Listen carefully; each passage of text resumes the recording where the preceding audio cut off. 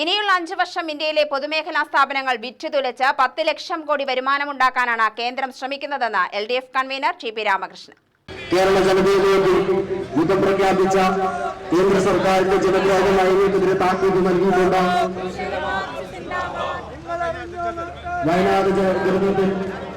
Wayanad package പോലും പ്രഖ്യാപിക്കാതെ വയനാട് ജനതയോട് യുദ്ധം പ്രഖ്യാപിച്ച മോദിയുടെ പൊതുകെട്ട നയങ്ങൾക്കെതിരെ താക്കീത് നൽകിക്കൊണ്ട്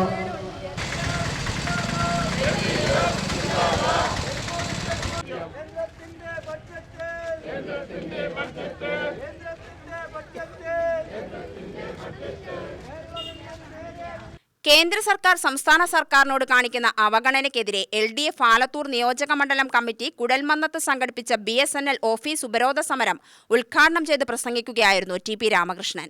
കേന്ദ്ര സർക്കാർ പല സ്ഥാപനങ്ങളെയും ഞെക്കിക്കൊല്ലുകയാണ്. സാധാരണക്കാരുടെ പ്രശ്നങ്ങൾ പരിഹരിക്കുന്നതിൽ അവർക്ക് താൽപ്പര്യമില്ല.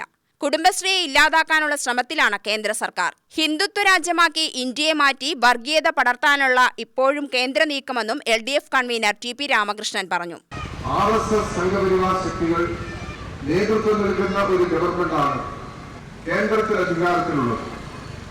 RSS സംഘപരിവാർ ശക്തികൾ മതരാഷ്ട്രവാദത്തിനുള്ള നിലപാടാണ് അവർ ഉയർത്തിപ്പിടിക്കുന്നത്. മതരാഷ്ട്രവാദം എന്നത് തികഞ്ഞ വർഗീയതയാണ്.